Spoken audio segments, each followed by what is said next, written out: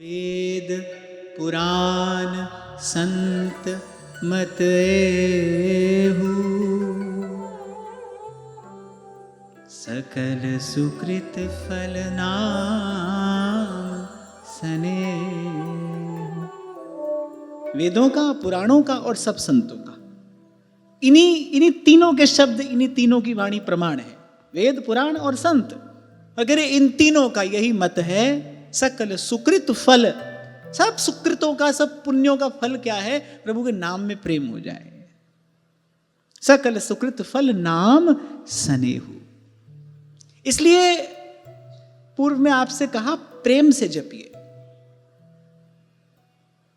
नाम मिल गया माने प्रभु तो मिल ही गए, अब तो प्रभु को दुलराना है। श्री ठाकुर जी का श्री विग्रह मिल जाए तो उसको गोद में लिए यहां वहां भागोगे कि एक जगह विराजमान करके उसकी सेवा करोगे, लाल लड़ाओगे? ऐसे गुरु ने कृपा करके ये नाम मूर्ति आपको प्रदान कर दी है। प्रेम से जपिए। आरंभ, शुरुआत सही होनी चाहिए। सारा खेल अभ्यास का ही तो है।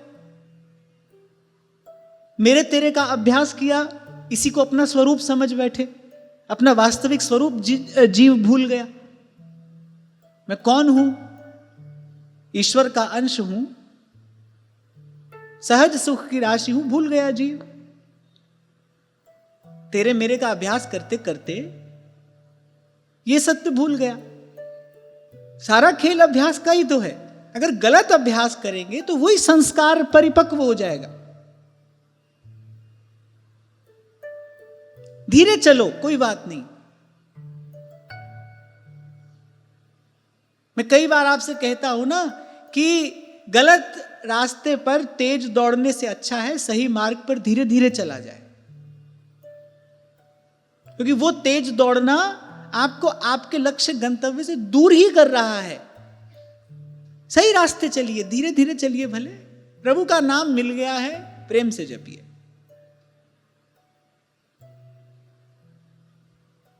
सब मंगलों का मूल ये नाम गुरु ने कृपा करके हमारी झोली में डाल दिया है। वस्तु अमोलक दी मेरे सतगुरु, और कृपा कर अपनायो। फिर कह रहा हूं आपसे, अगर नाम जप में ऐसी कोई संख्या, कोई युक्ति विशेष होती तो ये सब संत हमसे कह देते।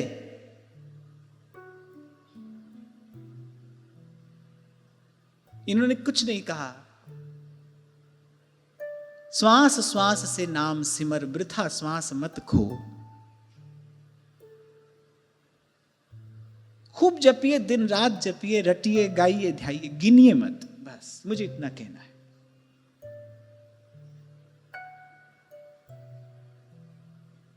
ये मात्रा, माप, तौल, ये सब इस जगत के धर्म हैं। वहां तो नहीं संध्या नहीं प्रात। थोड़ा सुनो तो संत क्या कह रहे हैं।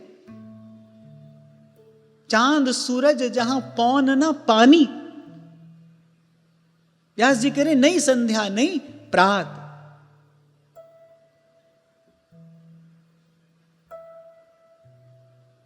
मैं बड़ी क्षमा याचना पूर्वक की बात कह रहा हूं। मैंने ऐसे साधक देखे, एक दिन में बहुत अधिक संख्या में नाम जप कर लेते हैं वो।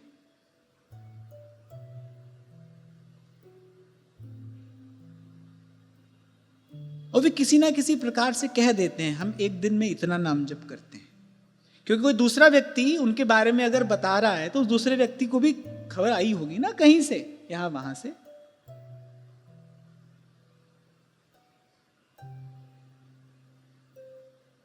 और अगर कर्तापन बना ही है, अगर आपको लग रहा है कि आप कर रहे हैं, तो फिर भले आप कितनी भी तीव्र गति से क्यों ना दौड़ रहे हों, लेकिन आप सही मार्ग पर आगे नहीं जा रहे। भजन का फल तो उस कर्तापन की विस्मृति है। भजन करने वाले जो भजन के अतिरिक्त और कुछ भी नहीं कर रहे, वो कहते हैं माला जपूं न कर जपूं, मुख से कहूं न राम। सुमिरन मेरा हरि करे, मैं पायो विश्राम मलूका, मैं पायो विश्राम। यहां मैं पायो विश्राम से क्या तात्पर्य? बोले वो जो मैं है ना, अब उसको आराम मिल गया।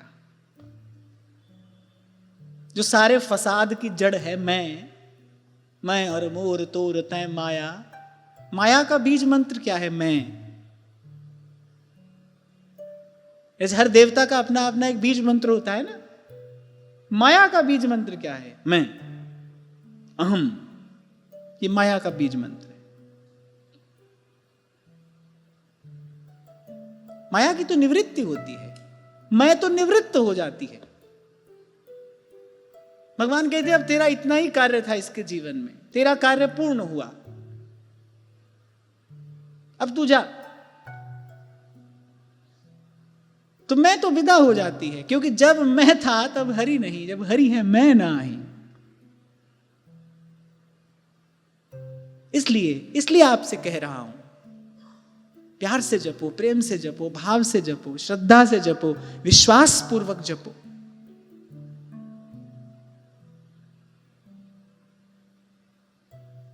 नाम स्मरण करते ही नेत्र सजल हो जाए, नाम स्मरण करते ही हृदय भर आए।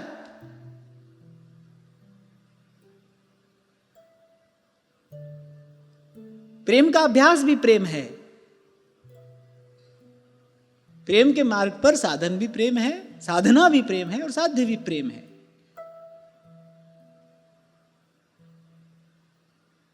ये नाम की महिमा इसीलिए कही जा रही है, नहीं तो गोस्वामी जी कहते सब सुकृत का फल क्या है? इतना नाम जप।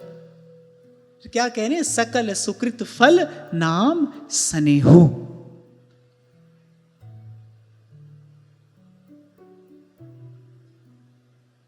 फिर आगे कहते हैं ध्यान प्रथम जुग मख विधि दूजे, द्वापर परितोषत प्रभु पूजे। पहले युग में माने सत्य युग में ध्यान से वो उस परम सत्य का अनुभव होता, त्रेता में यज्ञ से और द्वापर में पूजन से भगवान की प्रसन्नता प्राप्त की जाती है। पर कलि केवल मलमूल मलीना, पाप पयो निधि जनमन मीना। इस समय तो मनुष्य का जो मन है वो पाप समुद्र में मछली बना हुआ है, उससे न्यारा होना ही नहीं चाहता। तो ध्यान यज्ञ और पूजन नहीं बन सकता।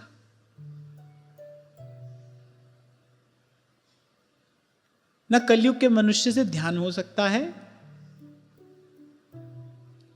यज्ञ में भी द्रव्य की, स्थान की, मंत्र की, विधि की शुद्धि अपेक्षित है। एक मात्रा यहां से वहां हो जाए तो विपरीत परिणाम हो सकता है। श्रीमद् भागवत में हमने सुना, मंत्र का ठीक से उच्चारण नहीं हो पाया, विपरीत परिणाम हुआ। कहीं जानबूझकर केवल एक छोटी सी मात्रा बदल दी, विपरीत परिणाम हुआ। तो अपने को तो वैसे भी डर लगता है भाई इससे, डर ही डरप हरिवंश हित।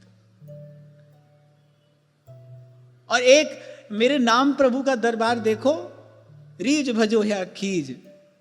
आगे कहेंगे गोस्वामी जी, भाए को भाए अनख आलस हूँ, नाम जपत मंगल दिसि दस हूँ, नाम जपत मंगल देसी दसहु। श्री निम्बार्क संप्रदाय के श्री प्रिया शरण बाबा महाराज, ब्रज की विभूति, सिद्ध महापुरुष, भगवत साक्षात्कार संपन्न श्री जी की बड़ी विलक्षण कृपा उन पर थी। एक बार किसी ने बाबा से कहा कि बाबा मैं अमुक मंत्र का पुरस्चरण करना चाहता हूं। तो बाबा ने कहा कि हमको सूचना दे रहे हो कि हमसे अनुमति मांग रहे हो। उसने कहा नहीं बाबा, मेरा ऐसा विश्वास है कि आपकी आज्ञा होगी तो ही मेरा कार्य संपन्न होगा। तो फिर बाबा ने कहा कि फिर इस कार्य की हम तुमको आज्ञा नहीं देंगे। युवान था, साधु था, बाबा में निष्ठा थी। बाबा बोले फिर इस कार्य की आज्ञा नहीं देंगे। जितना परिश्रम तुम पुरुष चरण में करोगे उससे आधा ही करो, पर केवल नाम जपो। कारण मंत्र का पुरस्चरण करोगे, परिणाम स्वरूप कोई ना कोई सिद्धि, कोई ना कोई विभूति तुम्हारे पास में आएगी। पथ पतन का भय उपस्थित हो जाएगा। सिद्धि प्राप्त होगी तो सिद्धि से चमत्कार दिखाओगे। संसार चमत्कार को नमस्कार करता है। अच्छा, ये भी मुझे लगता है थोड़े समय पहले तक ठीक था कि संसार चमत्कार को नमस्कार करता है। अब तो पता नहीं किसको नमस्कार करता है, किसी को भी कर देता है।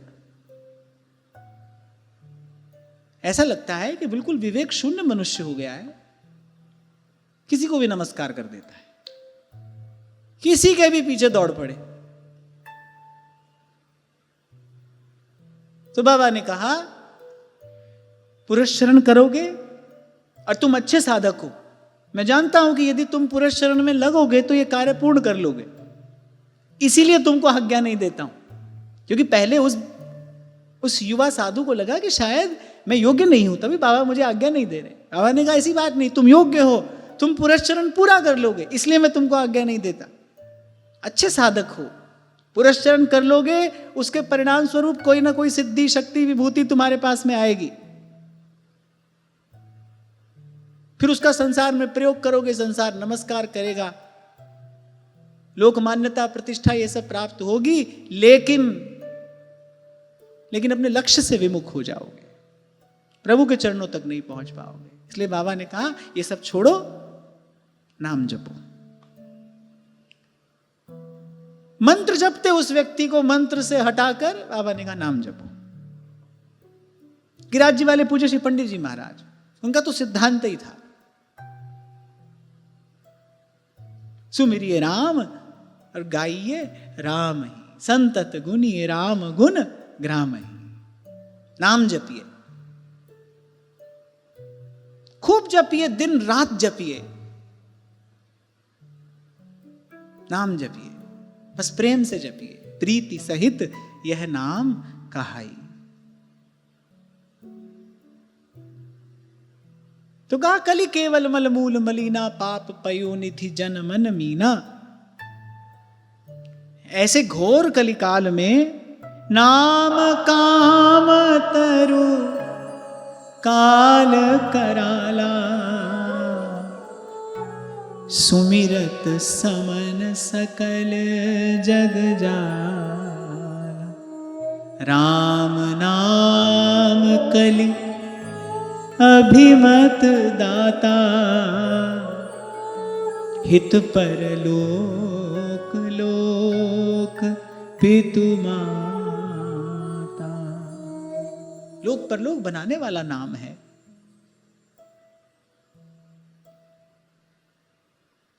श्री स्वामी सत्यानंद जी महाराज परसों जिनका हम पावन स्मरण कर रहे थे, वो दो पंक्तियां कहते साधो सिमरो नाम को, बस यही पते की बात। सहज सुगम है योग यह, और रहित विघ्न उत्पाद, ये निरापद मार्ग है। किसी और रास्ते चलो, अनेक अनेक प्रकार के विघ्न उपस्थित होंगे, कोई बिरला ही साधक होता है जो सब विघ्नों को पार करके और वहां पहुंच पाता है। सब नहीं जा सकते। पुरस्चरण आरंभ कर ले कोई, पूरा सभी लोग नहीं कर पाते। बड़े कठिन नियम होते हैं पुरस्चरण के, कठोर नियम, कठिन नियम। अच्छा, सबसे पहले संकल्प लिया जाता है कि मैं अमुक संख्या में जप करूंगा। अब अपना ही संकल्प कोई व्यक्ति पूरा न कर पाए तो भी बड़ी हानि है। तो अनेक अनेक प्रकार की बाधाएं, अनेक अनेक प्रकार की विपदाएं अन्य मार्गों पर है, पर सहज सुगम है योग यह रहित विघ्न उत्पाद। साधो सिमरो नाम को यह पते की बात। उनका स्मरण करते हुए मैं आपसे कह रहा था ना, अन्यान्य मत विचारों का भी उन्होंने खूब भली प्रकार से अध्ययन किया, वेद पुराण भी पढ़े, अंत में इस निर्णय पर पहुंचे। जैसे कबीर अंत में कहते हैं, सब है रसायन हम किया। उन्हें सब दवाइयां, भवरोग की सब औषधियां हमने लेकर देख ली, नाम समान न को रंचक घट में संचरे, सब तन कंचन हो। नहीं कलि करम न भगति विवेकु, नहीं कलि करम न भगति विवेकु, राम नाम अवलंबन एकु, राम नाम अवलंबन एकु, काल नेमि कलि कपट निधानु, काल नेमि कलि कपट निधानु, नाम सुमति समरथ हनुमानु, नाम सुमति समरथ हनुमानु। मेरे कलयुग में न कर्म है न ज्ञान।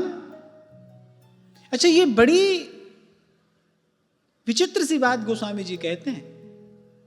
पहले पहले तो समझ नहीं आता कि रे न कर्म है न ज्ञान, कि रे भक्ति भी नहीं है। यही कली कर्म न भगति विवेकु। क्योंकि भक्ति की जो विशुद्ध व्याख्या है, महात्म्य ज्ञान पूर्वक श्री भगवान में अविच्छिन्न अनुराग, उसको भक्ति कहते हैं। भक्ति की जो वास्तविक व्याख्या भक्ति मार्ग के आचार्यों ने की है, उसको यदि हम पढ़े तो हम लोग तो कोई पास भी नहीं जा सकते। क्यों? क्योंकि कली केवल मलमूल मलिना, मन की सहज गति पाप में ही है। इसको युग का धर्म भी कह सकते हैं, जन्म जन्मांतर का हमारा संस्कार भी कुछ ऐसा ही है।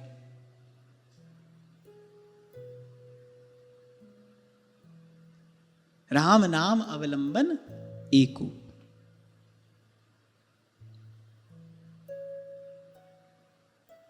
वो मानस हो, वो श्रीमद् भागवत हो, और वो हमारे रसिकों की वाणियां ही क्यों ना हो।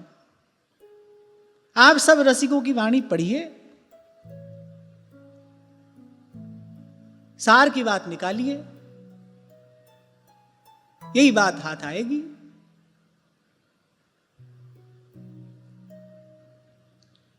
कि जय जय श्री हरिवंश हित, बस पुनि पुनि रटरी जी।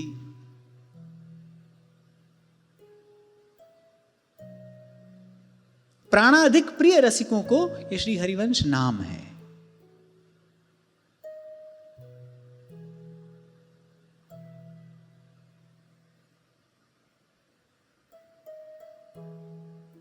फिर बड़ा सुंदर उदाहरण गोस्वामी जी देते हैं। बोले इस कलयुग रूपी काल नेमी को मारने के लिए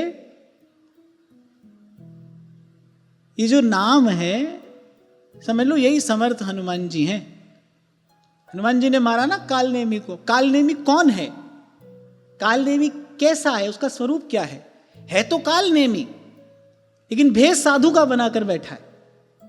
हनुमान जी को छलने के लिए पहुंच ना पाए हनुमान जी, सूर्योदय से पहले संजीवनी लेकर पहुंच ना पाए, रोक लूं बीच में। अच्छा, वो ये भी जानता है कि हनुमान जी को मैं राक्षस बनकर तो रोक नहीं सकता, साधु बनकर बैठा है।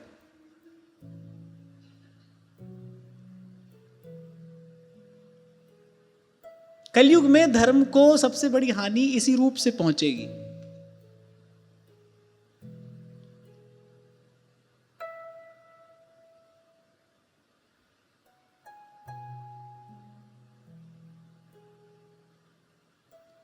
ये बड़ी सुंदर बोध कथा है। हनुमान जी संजीवनी लेने जा रहे हैं, शर्त है सूर्योदय से पहले हनुमान जी को लेकर वापस पहुंचना। हम भी कुछ लक्ष्य लेकर चले हैं, लेकिन एक निश्चित अवधि ही है हमारे पास, कोई अनंत काल नहीं है हमारे पास, एक निश्चित अवधि है। इस जीवन की संध्या हो जाए उससे पहले अपने गंतव्य तक हमको पहुंच जाना है। मार्ग में कोई बैठा है, अब जो बिल्कुल मूढ़ बुद्धि है उसकी यहां बात नहीं हो रही, साधक की बात हो रही है। जो एक लक्ष्य लेकर चला है उसको कौन विलंब कराएगा? अरे कालनेमी बैठा है मार्ग में, पर साधु का रूप लेकर बैठा। अच्छा, केवल साधु का रूप ही लेकर नहीं बैठा है, वो राम कथा भी गा रहा है। कालनेमी केवल साधु का रूप ही बनाकर नहीं बैठा है, वो जानता है कि हनुमान जी को कैसे रोका जाए, कैसे उलझाऊं मैं इनको, कुछ काल के लिए यहां रोक लूं, समय बीत जाए बस।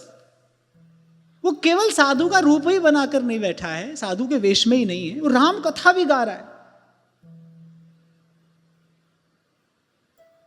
इसलिए आपसे कहता हूं, खाली वेश पर मत चले जाइए। यद्यपि वेश प्रणम्य है, पर देश काल का विचार करते हुए अगर कोई आपातकालीन परिस्थिति उपस्थित हो जाए तो कभी कभी जो बात सामान्यतः नहीं कहनी चाहिए वो भी कहनी पड़ती है।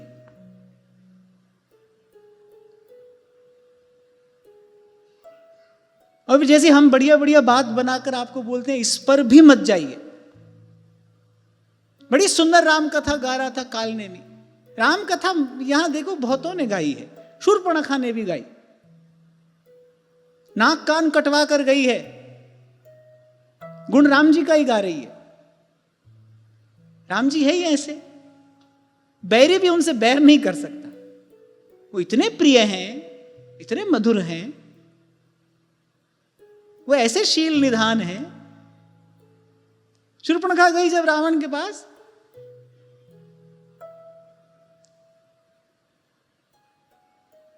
राम जी का गुण गाया है उसने, सीता जी की कुछ बात बताई, राम जी का गुण गाया, लक्ष्मण जी के विषय में भी कुछ कहा, पर परिणाम क्या हुआ? कही तो उसने राम कहानी ही, लेकिन परिणाम क्या हुआ? रावण के मन में काम उत्पन्न हुआ। अनधिकारी से यदि भगवान की कथा सुनी जाए, क्योंकि कथा सारस ततो गतः, ये नित्य वस्तु है, ये पुस्तक नहीं है, इसके एक एक शब्द में भगवदीय ऊर्जा है।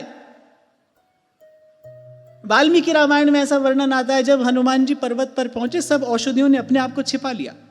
दिव्य औषधियां हैं, उनके अंदर ऐसी सामर्थ्य है, वो अधिकारी के सामने अपने आप को प्रकट कर दें, अनधिकारी से अपने आप को छिपा लें। वृंदावन तो वृंदावन है, वृंदावन का वो नित्य सत्य दिव्य तत्व तो अद्यावधि यहां विराजमान है। क्योंकि हम अधिकारी नहीं है इसलिए हमको उसका अनुभव नहीं होता। नंददास जी कहते हैं ना, बिन अधिकारी भय नहीं वृंदावन सूझे। केवल श्रोता का ही अधिकार नहीं कहा गया है, वक्ता का भी कुछ, उसमें भी कुछ योग्यता पात्रता होनी चाहिए। पहले दिन आपको इसीलिए मैंने थोड़ा सा सावधान किया था, ऐसे किसी से भी कुछ भी सुन लेने को, हम सत्संग सुन रहे थे ऐसा मत कहिए, अपने आप को भ्रम में डालना है। ये अपने आप को भ्रम में डालना है। शूर्पणखा के मुख से कथा सुनी, रावण के मन में, कथा का परिणाम तो भगवान के चरणों की भक्ति है, कथा सुनने से तो भगवान में भक्ति होनी चाहिए। रावण के मन में भक्ति नहीं हुई, रावण के मन में काम उत्पन्न हुआ। कथा सुनाने वाली शूर्पणखा है। शूर्पणखा श्री रघुनाथ जी की जो बढ़ाई कर रही है वो भक्ति से नहीं कर रही है ना, वो काम से कर रही है। बोया पेड़ बबूल का तो आम कहां से पाए, उसके मूल में काम है। अगर वक्ता लोभ से कथा कह रहा है तो सुनकर श्रोता के मन में भी लोभ ही उत्पन्न होगा, भले वो मुक्ति का ही लोभ क्यों ना हो। भक्ति उत्पन्न नहीं हो सकती। कालनेमी है, बड़ा सुंदर माला तिलक सजा कर बैठा है और हाथ में करताल लेकर राम कथा भी गा रहा है। खाली कोई साधु होता तो हनुमान जी ऐसे ही प्रणाम करते ऊपर से चले जाते, राम कथा कान में पड़ी। हनुमान जी का एक ये भी स्वरूप है, स्वभाव है, उनका व्रत है, कहीं भी राम कथा होती हो प्रणाम जरूर करते हैं वो। हनुमान जी वहां पहुंच गए। एक बार तो कालनेमी को लगा कि मैं अपने कार्य में सफल हुआ। अरे थोड़ा विश्राम कर लो, थके लग रहे हो, कुछ पालो। पर जो प्रभु का कार्य प्रभु के लिए करने निकला है उसको भगवान की माया मोहित नहीं कर सकती। उसके रक्षक स्वयं भगवान हैं। जिमि बालक राखई महतारी, करऊं सदा तिनकी रखवारी। खैर जो हुआ वो तो आप सब जानते हैं। हनुमान जी वध करके आगे बढ़े। ऐसे ही साधक भी मार्ग में आई किसी विपदा आपदा के सर पर पैर रखकर अपने इष्ट आराध्य की कृपा से आगे बढ़ता है। पर कह मैं ये रहा था कि इस युग में, इस काल में कोई साधक चले तो मार्ग में काल नेमी का मिलना निश्चित है। कौन बचेगा जिसका लक्ष्य पवित्र है, जो वस्तुतः भजन करना चाहता है, जिसका लक्ष्य पवित्र है, उसको बचाने की, उसको संभालने की जिम्मेदारी भगवान की है। प्रभु उसके लिए कोई व्यवस्था करेंगे, प्रभु उसके लिए कोई मार्ग बनाएंगे। भूल से किसी और मार्ग पर चला भी गया तो उसको सीधे सच्चे मार्ग पर प्रभु ले आएंगे। पर सावधान, इसलिए रंग रूप देखकर, बातचीत सुनकर और खाली बढ़िया माला तिलक देखकर कोई निर्णय मत लेना बाबू।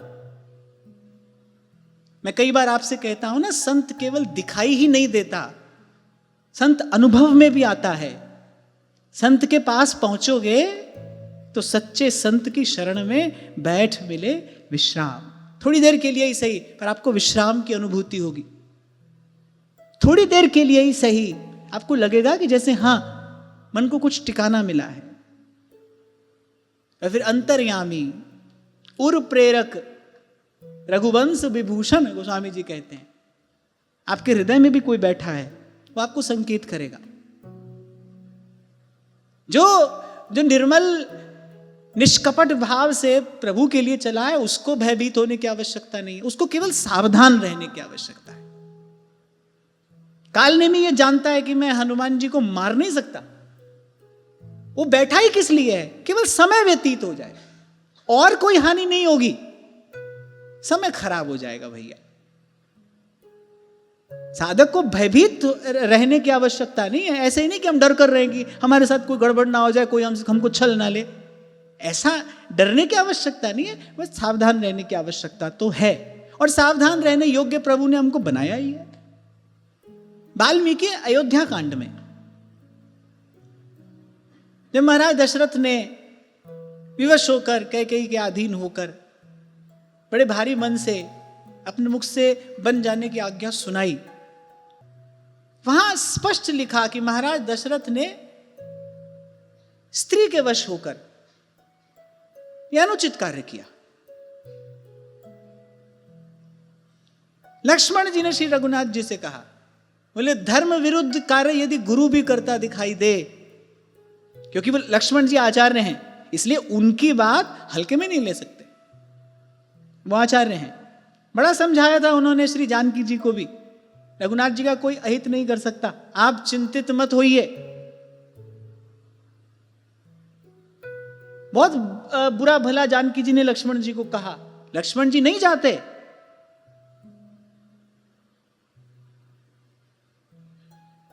फिर रेखा खींच कर गए। गुरु की आज्ञा ना मानने का फल क्या हुआ? लक्ष्मण जी आचार्य हैं, रामानुज हैं, वो भक्ति मार्ग के आचार्य हैं, वो प्रथम आचार्य वही हैं। भक्ति को धरा धाम पर प्रकट करने वाले प्रथम आचार्य श्री रामानुज ही तो हैं। उनकी बात नहीं मानी, कितना कष्ट सहना पड़ा। लक्ष्मण जी कहते हैं, श्री रघुनाथ जी मौन हैं। जानकी जी तो अचंभित है कि ये क्या हुआ, कुछ कहती नहीं, भूमि पर दृष्टि है। श्री रघुनाथ जी को कुछ म्लान मुख देखकर, श्री रघुनाथ जी की ऐसी दशा देखकर उनके नेत्रों से अश्रुधारा प्रवाहित हो रही है। लक्ष्मण जी गरज कर कहते हैं, कह रहे धर्म से विरुद्ध कार्य यदि गुरु भी करे तो वो दंडनीय है। बोले राजा ने यह सर्वथा अनुचित कार्य किया है। लक्ष्मण जी ने तो कहा कि राजा को बंदी बनाकर आप बैठे सिंहासन पर, यही उचित है, क्योंकि सारी अयोध्या का हित इसी में है। एक ईर्ष्या और द्वेष से भरी स्त्री के कहने पर राजा ने ऐसा धर्म विपरीत कार्य किया है, ये राजा दंडनीय है।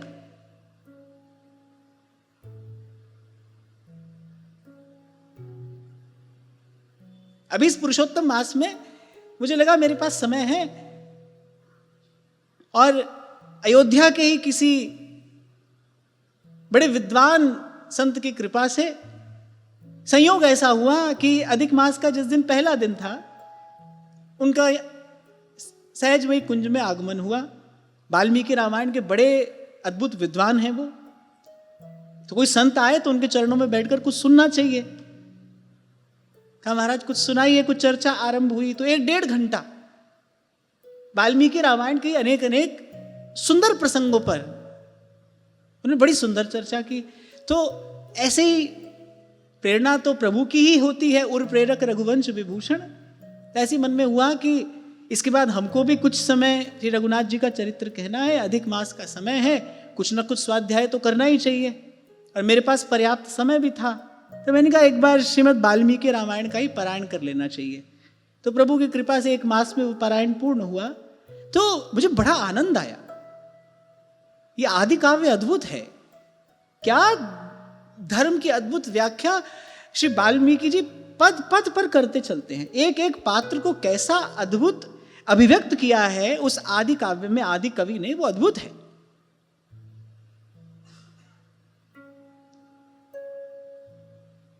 आगे वैसे हम लोग श्रवण करेंगे, पर अभी से स्मरण में आ रहा है तो कहता हूं कि हमने क्या हुआ ना, टीवी सीरियल में देखा कि श्री रघुनाथ जी ने धनुष भंग किया, फिर परशुराम आए, और ये सब जो भी हमने टीवी सीरियल में देखा।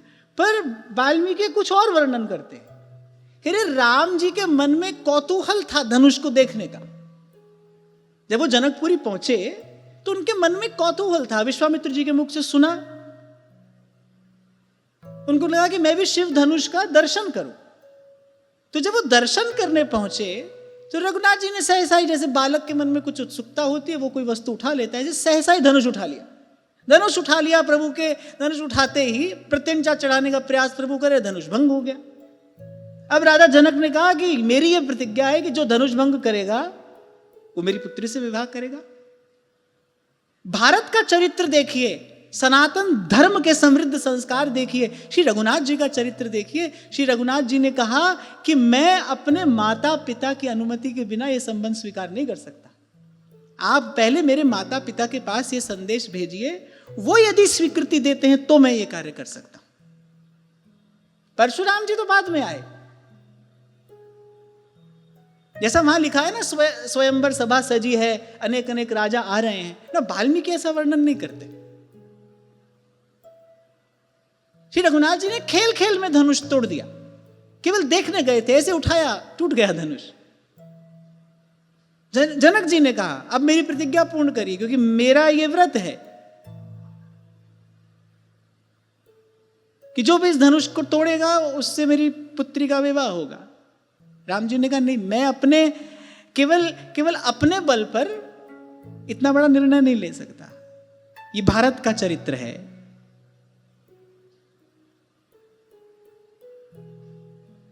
आज के जो बच्चे हैं, मुझे लगता है कि उनको रामायण ठीक प्रकार से सुनाई और समझाई जानी चाहिए।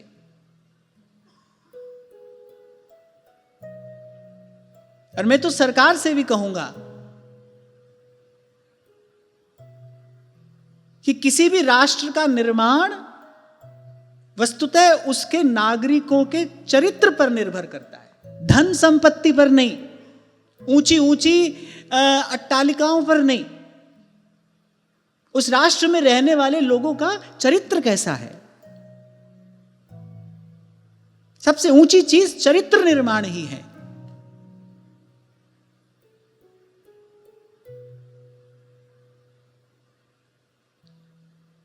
तो रामायण तो घोषित हो ना हो, पर यह तो राष्ट्र ग्रंथ है ही, क्योंकि इसमें भारत की संस्कृति की, इसमें सनातन धर्म की आत्मा बसती है। एक एक चरित्र अद्भुत। हमारे पास तो इतना समय नहीं है, कभी प्रभु की कृपा हुई तो हम विस्तार से चर्चा कर पाएंगे। अभी तो हमारे पास थोड़ा सा समय है और सब चरित्रों को प्रणाम करते हुए हमको आगे बढ़ना है। एक एक चरित्र अद्भुत। क्या होता है धर्म, क्या होता है धर्म पालन, कैसे की जाती है धर्म की रक्षा।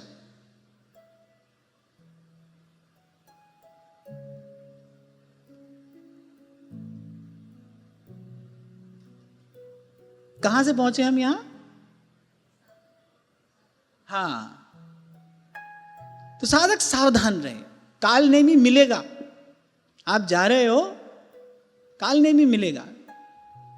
इसलिए फिर कहकर आगे बढ़ता हूं कि बढ़िया माला तिलक हो, मीठी मीठी बात भी हो, सिद्धों की सी भाषा हो, बड़े भारी भरकम शब्द उठा उठाकर फेंके जाते हैं यहां से। पर सावधान, जो कह रहा है उसका लक्ष्य क्या है? उसका लक्ष्य आपको देर कराना है या उसका लक्ष्य आपको शीघ्र पहुंचाना है? इतना तो देख ही लेना। पहले दिन जब हम गुरु तत्व पर कुछ बात कर रहे थे, अरे गुरु का काम तो यही है ना कि वो आपको रास्ता बताए और साथ में ये भी कहे कि जाओ, देर मत करो, पीछे मुड़कर मत देखना, दौड़कर जाओ। ये नहीं कि समय समय पर आपके सामने आसन लगाकर बैठ जाए कि आओ अब करो हमारी पूजा, चढ़ाओ भेंट।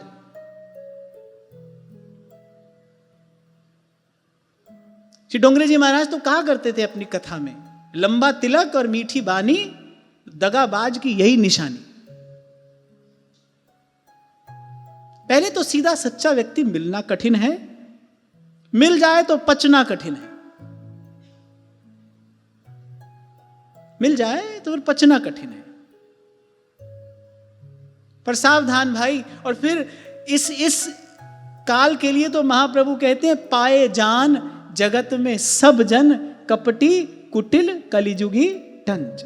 सब मिलावटी है भाई, मैं भी हूं, मेरी बात में भी कोई ना कोई आग्रह हो सकता है, मेरा भी अपना कोई लोभ हो सकता है।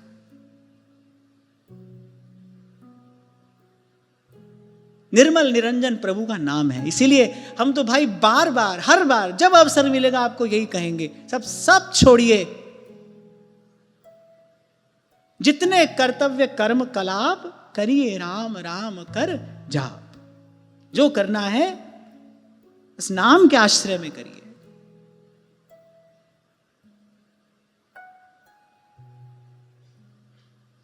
कल बड़ी अच्छी बात महाराज जी ने कही, मैंने जाकर उसका चिंतन किया। कल मैं आपसे कह रहा था ना, किसी ने 2-4 दिन पहले पूछा कि मुझे कुछ पूछना है।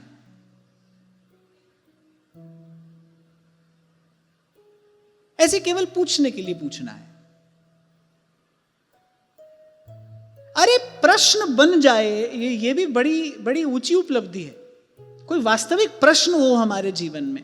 फिर एक बड़ी अच्छी बात आपने कही, प्रश्न वो होता है जो आपको चैन से बैठने नहीं देता।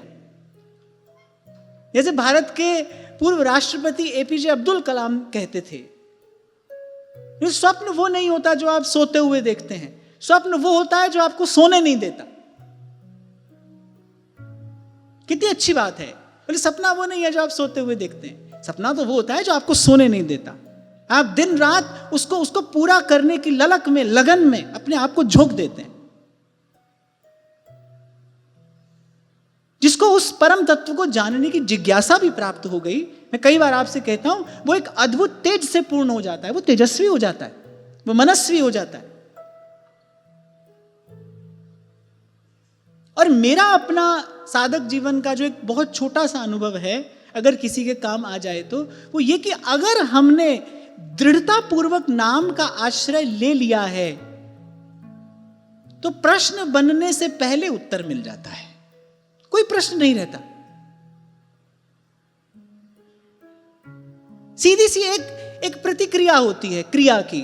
प्रथम नाम हरिवंश हित, रट रसना दिन रैन। यदि आपने ऐसी क्रिया की तो उसकी प्रतिक्रिया क्या होगी? प्रीति रीति तब पाइए अरु वृंदावन है।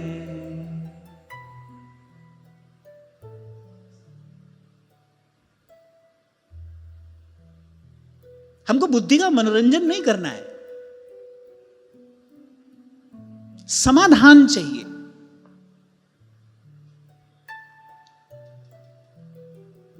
तो यहीं पर आना पड़ेगा भाई। मेरे सारे दुखा दादारू एक पुड़ी राम नाम दी। और फिर अंत में गोस्वामी जी कहते हैं, भाई को भाई अनख आलस हूँ, भाई को भाई अनख आलस हूँ, नाम जपत मंगल दिसि दस हूँ, नाम जपत मंगल दिसि दस हूँ। राम नाम मणि दीप धरि जीव दे हरि द्वार, तुलसी भीतर बाहिर जो चाह से उजियार।